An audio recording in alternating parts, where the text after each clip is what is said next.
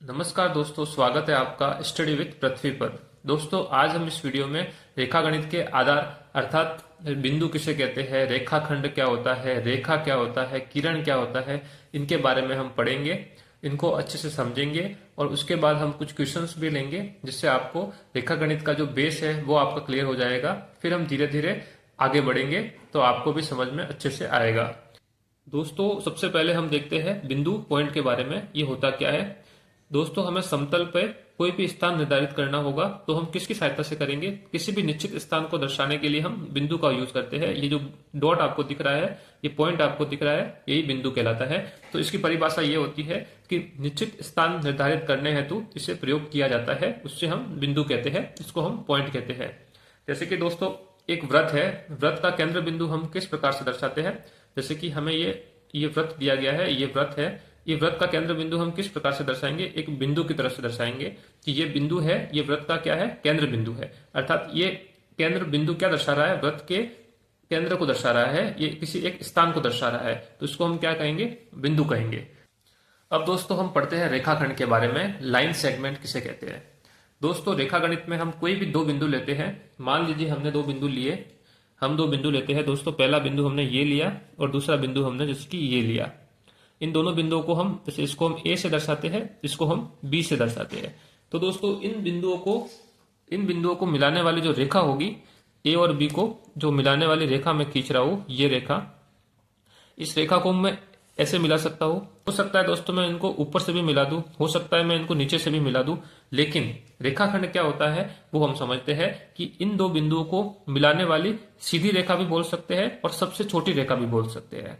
क्योंकि अगर आप इसको ऊपर से ऐसे मिलाओगे तो वो इसकी लंबाई जो होगी वो इससे बड़ी हो जाएगी।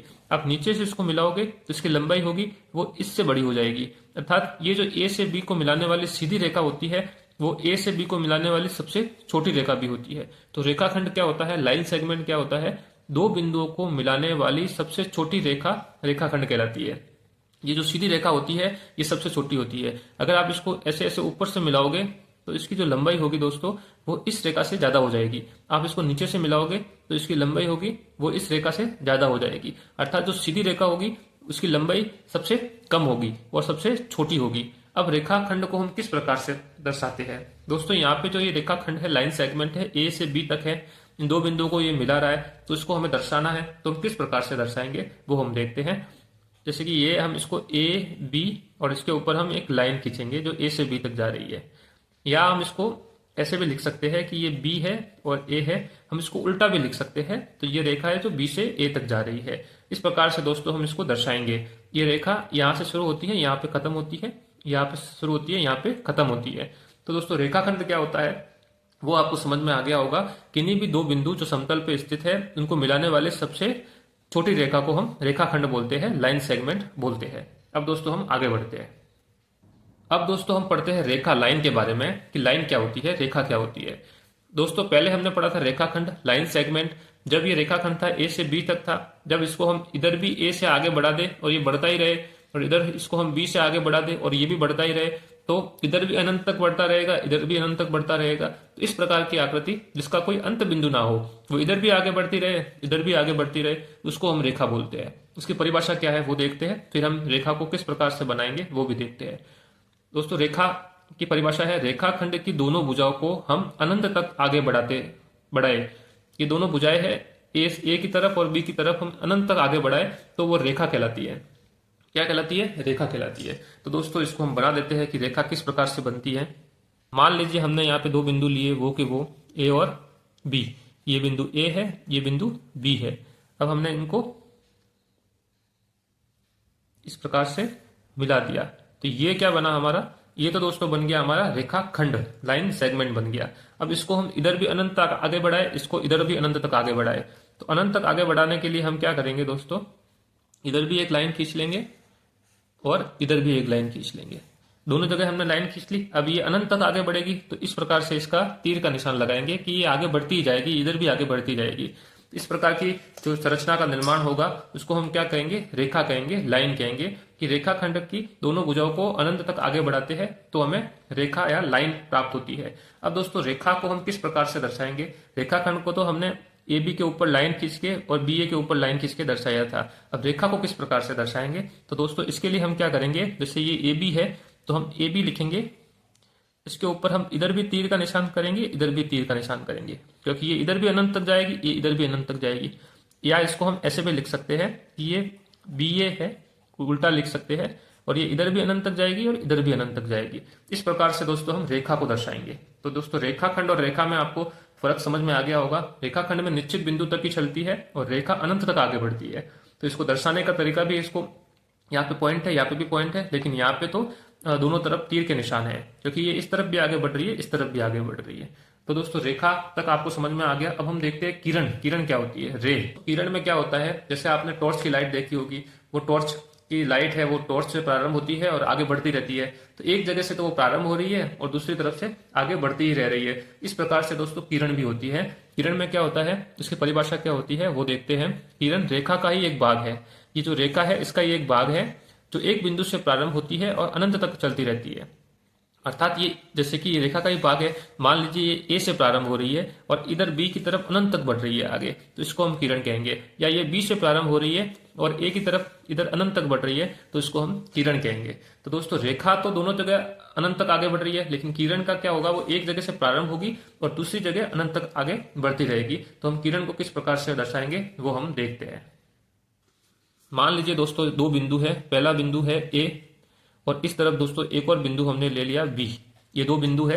अब इन दोनों बिंदुओं से निर्मित एक हम खींचते हैं, रेखाखंड खींचते हैं। सबसे पहले ये हमने खींचा, रेखाखंड खींच लिया, तो ए और बी को मिला दिया, सीधी रेखा हो गई। अब दोस्तों ये रेखाखंड जब एक दिशा में अनंत तक आगे बढ़े, मान लीजिए ए तक तो ऐसा ही रहे, ए पे जैसा का है जैसा वैसा ही रहेगा, और इस तरफ बी की तरफ ये अनंत तक आगे बढ़े, मान लीजिए ये बी की तरफ अनंत तक आगे बढ़ेगा, तो इस तरह से ये आगे बढ़ेगा, तो यहाँ पे क्या होगा, तीर का निशान होगा दोस्तों। तो इस प्रकार से जो आकृति बनेगी वो क्या होगी कि ए से तो प्रारंभ हो रही है और बी की तरफ ये अनंत तक बढ़ रही है। इस आकृति को हम क्या कहेंगे, किरण कहेंगे, रे कहेंगे। इसको हम किस प्रकार से दोस्तों दर्शाएंगे, इसको हम दर्शाने के लिए वही हम ए बी लेंगे। अब दोस्तों ए पे तो इसका स्टॉप है, यहां से तो आगे जा नहीं रही है, तो ए पे तो हम ऐसे ही लाइन खींचेंगे जैसे खींचते हैं, और बी की तरफ ही अनंत तक बढ़ रही है, तो ये इस तरह से होगा और बी की तरफ इसका तीर का निशान हो जाएगा दोस्तों। इस प्रकार की आकृति को हम क्या कहेंगे, किरण कहेंगे, जो ए से प्रारंभ हो रही है और बी की तरफ अनंत तक आगे बढ़ रही है। क्या इसको हम इस प्रकार से लिख सकते हैं, उल्टा बी से ए लिख के, और इसको हम ऐसे लिख सकते हैं दोस्तों, इसको हम ऐसे लिख सकते हैं, नहीं लिख सकते, क्योंकि दोस्तों ये बी से प्रारंभ नहीं हो रही है, ये ए से प्रारंभ हो रही है और बी की तरफ जा रही है। इसमें क्या दर्शा रहा है कि ये बी से प्रारंभ हो रही है और ए की तरफ जा रही है, तो ये उल्टा हो जाएगा दोस्तों। तो हम इस प्रकार से तो इसको नहीं लिख सकते, हम ए से प्रारंभ करके बी की तरफ अनंत तक जा रही है, इस प्रकार से हम इसको लिखेंगे। तो दोस्तों आपने इस वीडियो में अभी तक बिंदु क्या होता है, रेखाखंड क्या होता है, रेखा क्या होती है, किरण क्या होती है वो समझा। अब दोस्तों हम कुछ क्वेश्चंस है उनको देखते हैं जो इन्हीं पे आधारित है और एग्जाम में बनते रहते हैं, उनको हम समझते हैं।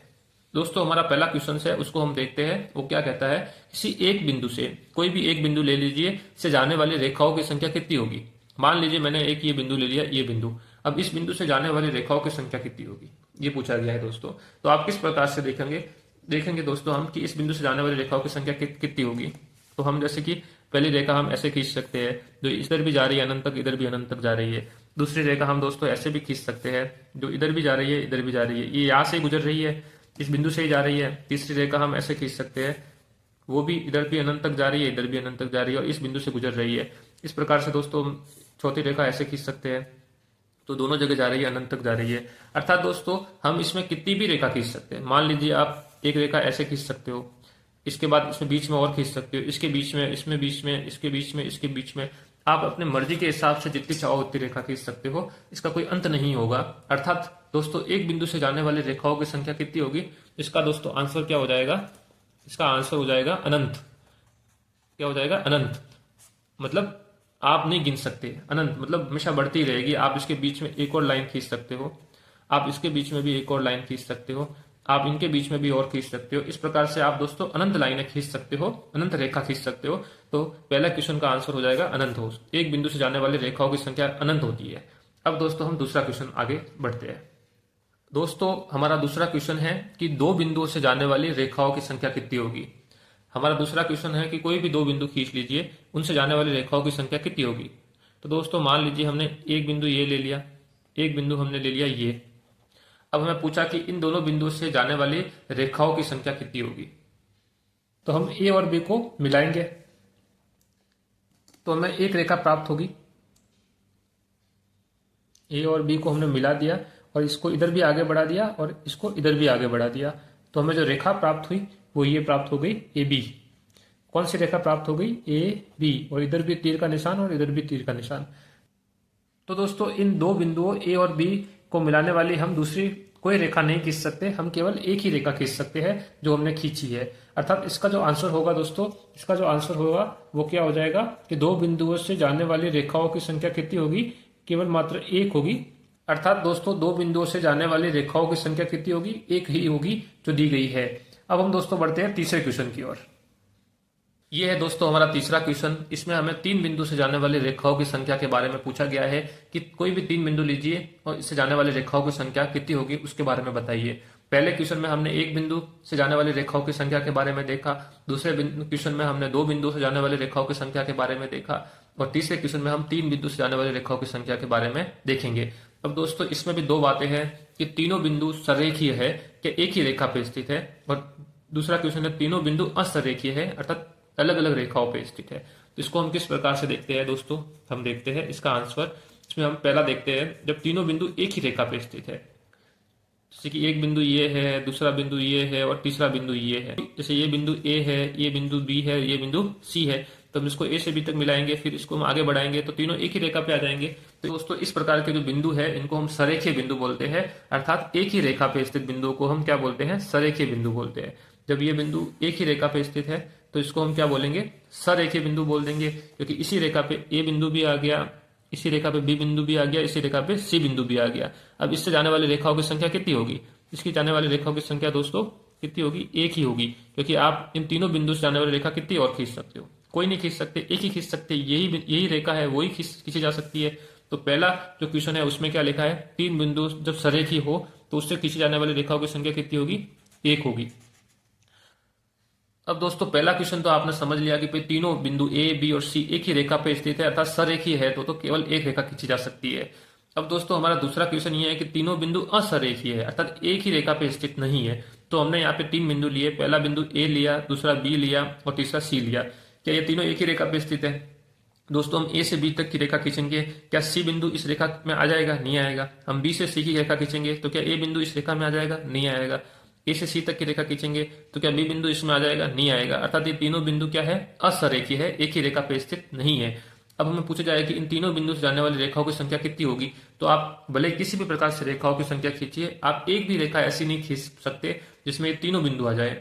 आप ए से बी तक बी को मिलाओगे, ये ए से बी तो मिला दिया, ये रेखा आपने खींच ली, क्या इसमें सी बिंदु आ रहा है? सी बिंदु नहीं आ रहा है। आपने बी से सी तक की एक रेखा खींची, बी से सी तक की रेखा खींची, क्या इसमें ए बिंदु आ रहा है? नहीं आ रहा है। आपने ए से सी तक की एक रेखा खींची, ये रेखा आपने खींची ए से सी तक की, क्या इसमें बी बिंदु आ रहा है? नहीं आ रहा है। अर्थात ऐसी कोई भी एक रेखा नहीं खींची जा सकती जिसमें ये तीनों बिंदु आ जाए। तो अर्थात दोस्तों इन तीन बिंदु जो तीनों बिंदु असरेखीय हो से जाने वाली रेखाओं की संख्या कितनी होगी? इन रेखाओं की संख्या क्या हो जाएगी? 0 हो जाएगी दोस्तों। तो दोस्तों इस प्रकार से दोस्तों हमने इस वीडियो में हमने बिंदु को समझा, रेखाखंड को समझा, रेखा को समझा और हमने किरण को समझा। उसके साथ साथ में हमने एक बिंदु से जाने वाली रेखाओं की संख्या, दो बिंदु से जाने वाली रेखाओं की संख्या और तीन बिंदु से जाने वाली रेखाओं की संख्या के बारे में समझा। दोस्तों मैं आशा करता हूं कि आपको ये वीडियो समझ में आ गया होगा, आपको इससे रिलेटेड कोई डाउट नहीं होगा। अगर कोई डाउट है तो आप कमेंट कीजिए। अगर आपको वीडियो अच्छा लगा है तो वीडियो को लाइक कीजिए, अपने दोस्तों के साथ शेयर कीजिए। आप हमारे चैनल पर नए हैं तो चैनल को सब्सक्राइब कीजिए। दोस्तों मिलते हैं नए वीडियो में नए टॉपिक के साथ। धन्यवाद।